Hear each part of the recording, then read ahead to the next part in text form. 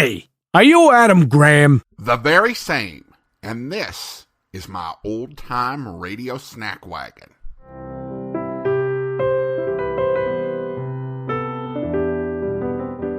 Welcome to the Old-Time Radio Snack Wagon, where we serve up a bite-sized portion of old-time radio. And now, here's your Snack Wagon host, Adam Graham. Welcome to the old-time radio snack wagon. This episode releases the day before Halloween, and I generally don't do anything for the spooky season. However, this year, we do have a story about a witch trial, but not the one you're thinking of.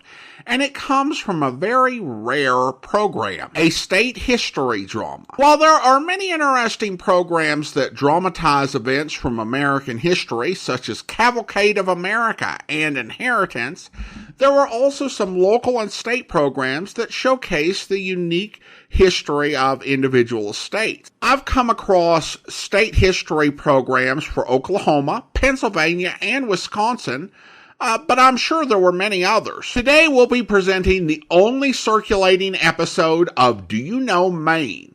It aired October 10th, 1948, and the title is The Witch Trial of 1796. Do you know Maine?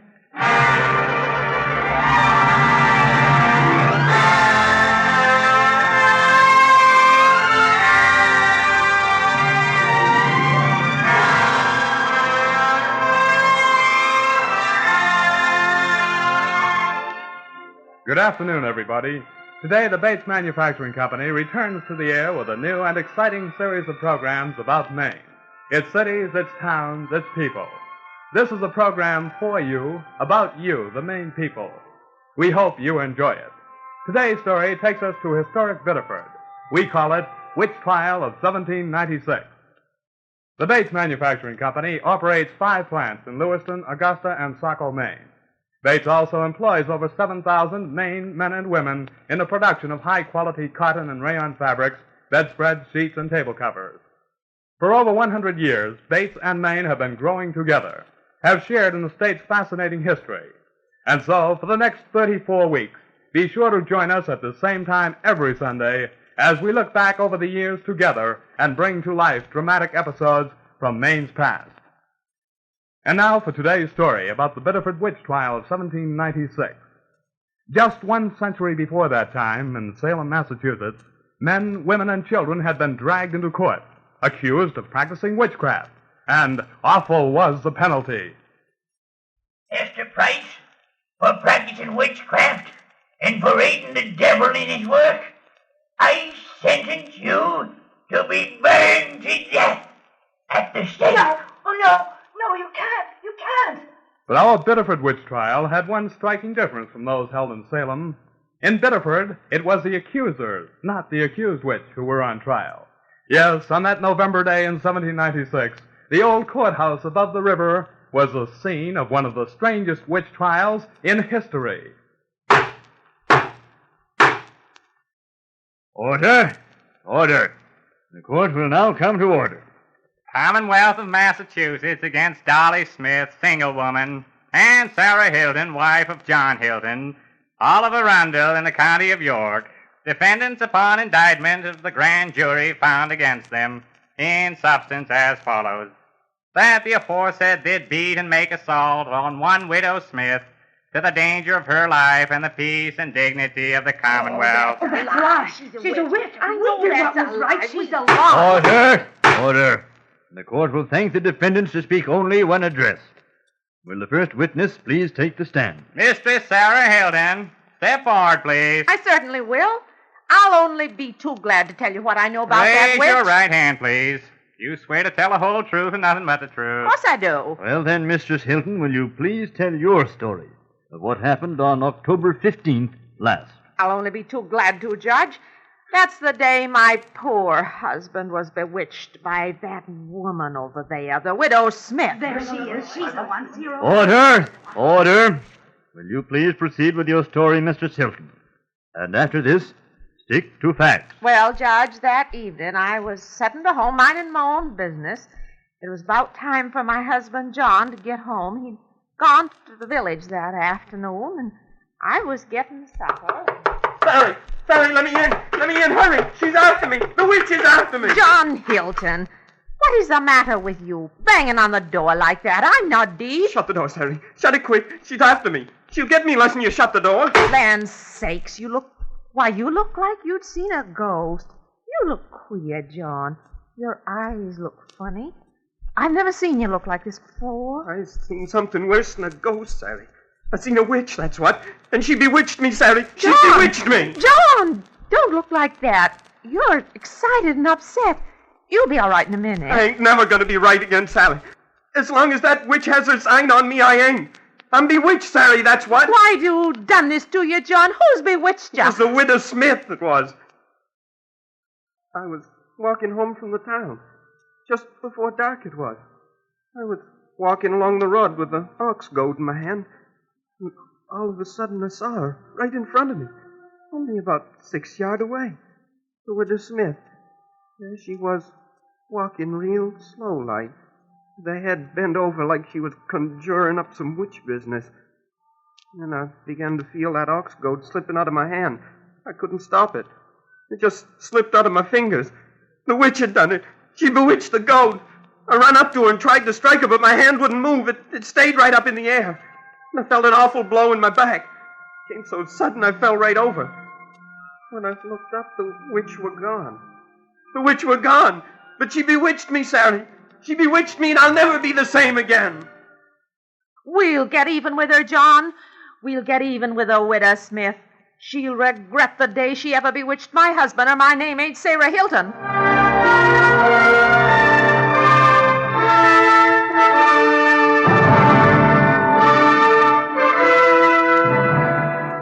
Dolly Smith, single woman, take a stand. Raise your right hand. You swear to tell the whole truth and nothing but the truth. I'll tell the truth, all right. But the widow Smith is going to be mighty sorry. Now, Dolly, we want you to tell us your story. But remember, stick to facts. You've been acquainted with John and Sarah Hilton for some time. Yes, Judge, I have. For near on to 20 years. And when did you first notice anything queer about John Hilton? 'Twas right after that night Sarah told you about. John swore he'd been bewitched. And before that, he'd seemed perfectly normal? Oh, he was as sound as a judge. Well, Dolly, do you believe that John Hilton was bewitched? Yes, Judge, I do. Fact is, I saw the woman work on him. John got so bad that Sarah decided to ask the witch to come to see him. She hoped the widow would take her sign off him. Well, Judge, the widow Smith came like she'd been asked. Afternoon, Sarah. Afternoon, Dolly. It was nice of you to invite me over. Well, widow Smith, this ain't what you might call a social visit. We asked you to come over to try to reason with you. We want you to take your sign off on my husband, John, there. But, Sarah, what do you mean? I haven't any sign. You know what Sarah means, all right. You know you've bewitched her poor husband. Bewitched him so he hasn't said a sensible word for 2 days now. But, Dolly, Sarah, surely you don't think... Why, there's no such thing as a witch. I don't know anything of the sort. Just look at John, will you? He's been quiet as a lamb ever since you crossed the threshold. He hasn't been that quiet for 2 whole days. I'm sorry John's been sick, Sarah. I don't understand your talk about being bewitched, but I'll do anything I can to help. We want you to draw your blood, Widow Smith. Draw my blood? It's the only remedy for being bewitched. Poor John'll have to dip his finger in your blood before he'll ever be himself again. If you think it'll help, I'll be glad to. I'll be glad to do anything you want. Have you a pin I could use? Well, come here, John. We're going to make you better. Why, what's the matter with him? He's hiding in the corner like a child. No, take her away. Take her away. She's got the sign on me. What you doing to him, you old witch? She's sticking pins in me. I can feel them in my legs. She's killing me. I'll take her away. Teach you to bewitch my husband. I'll kill you with my own hands. Please, I didn't do anything. She's sticking pins in me. Get I can out feel of my them. house. Do you hear? Get out, you old witch. Get out before I let John loose so he can kill you himself.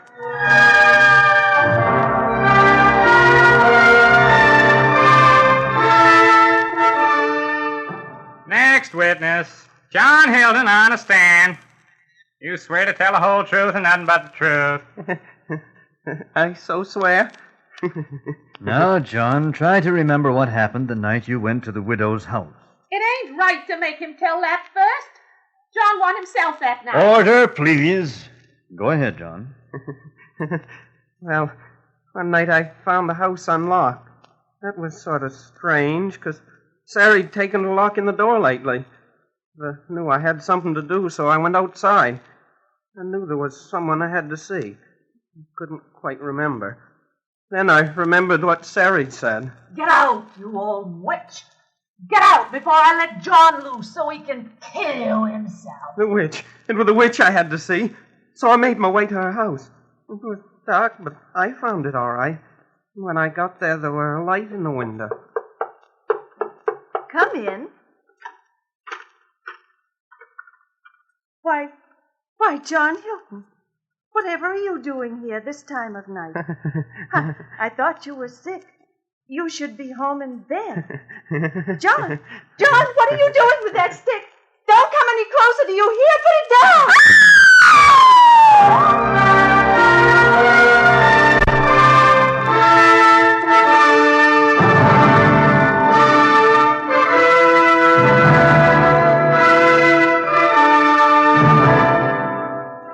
Widow Smith, I'd like you to continue the story.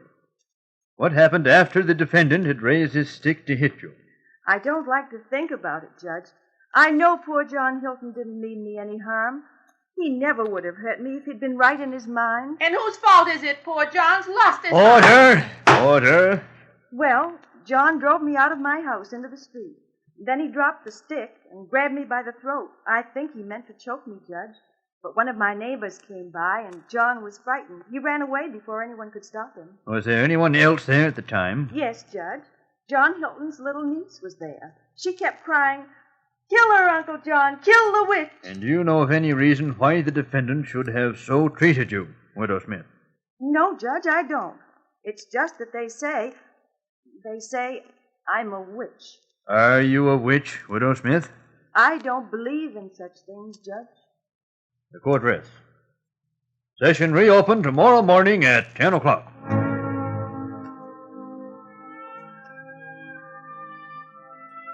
I wonder what they're going to do about this thing. I don't know. Order! The court will come to order. The Commonwealth of Massachusetts against Dolly Smith, single woman, and Sarah Hilton, wife of John Hilton. It is the decision of the bench that this case need not proceed any further. Will the defendants please rise to hear the verdict? Sarah Hilton and Dolly Smith, it is our wish to point out to you the gross error into which you have fallen. The difficulties which have befallen you and your families have arisen from ignorance among yourselves, rather than from the witchcraft of a poor old woman.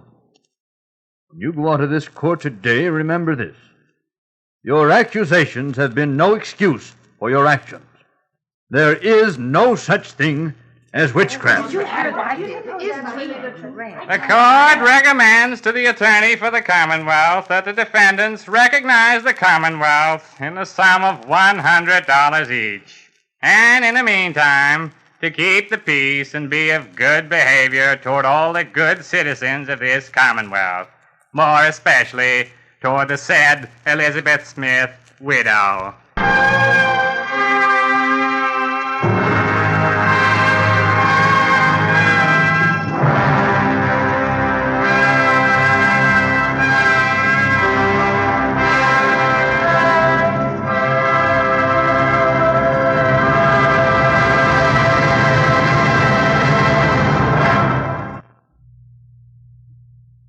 And that's the story of the Biddeford witch trial of 1796.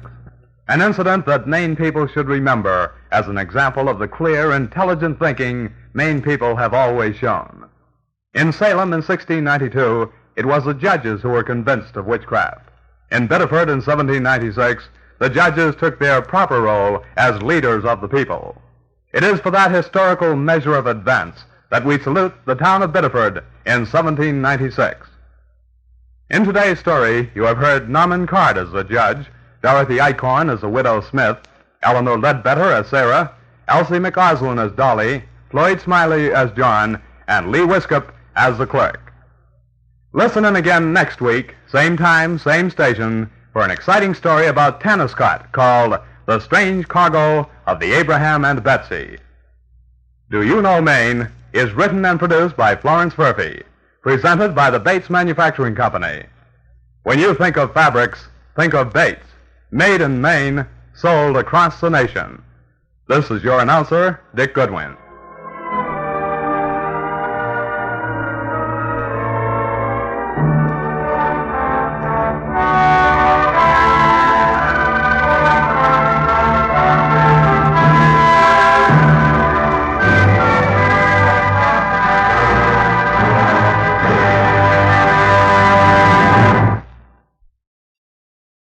Welcome back. I thought the overall acting and production quality of the show was decent, given that the series was not produced in a major radio hub like New York, Chicago, or LA. Given that these events occurred a century after Salem, the episode shows that old superstitions die hard, but that we can learn to address them better. And the episode had a clear message that the responsibility for the injustices of the Salem witch trial and the benign nature of this one ultimately came down to the way the judges and leaders acted. That the responsibility of leaders is to use wisdom and good sense. When that doesn't happen and leaders opt to stir up people's fears, then things can really get out of hand. I have to say that the widow was pretty calm and understanding, all things considered. I mean, she was more than happy to even indulge their nonsense about taking a bit of her blood. That's definitely further than most people would go. Now, you might be wondering why a program about Maine history is telling a story set in the Commonwealth of Massachusetts. Maine was actually part of Massachusetts until the early 19th century, even though it was physically separate from the Commonwealth. Because of this, there had been a secession movement to make Maine a separate state for many years. But during the War of 1812, pro-British merchants chose not to defend Maine from invasion, which ultimately made secession in Maine successful, with Maine becoming America's 23rd state in 1820. The sponsor of Do You Know Maine, the Bates Manufacturing Company, was an important textile manufacturer in Maine with a long history. It had been founded in 1850, and it was at one point the principal employer in Lewiston, Maine. It would continue to operate until 2001. In Lewiston, the site of the Bates Mill is preserved as the Mill Historic District, and it's on the National Register of Historic Places. In the district today, you'll find a brewing company, a couple of banks, restaurants, and medical offices, among other businesses, along with the Maine Museum of Innovation, Learning, and Labor, where visitors, even in the 21st century, can get to know a little bit about Maine. It's time for me to close up the old snack wagon, but don't worry, we'll be back with another serving of old-time radio goodness before you know it. If you want to enjoy some of our longer-form podcasts, you can feast away at my website at greatdetectives.net. Your emails are also welcome at adam@snackwagon.net. The Old Time Radio Snack Wagon comes to you from Boise, Idaho. Your host is Adam Graham. Sound production is by Rhines Media, LLC. You can listen to past episodes of the Old Time Radio Snack Wagon as well as connect on social media at our website at snackwagon.net. Email suggestions for episodes to adam@snackwagon.net. This has been the Old Time Radio Snack Wagon.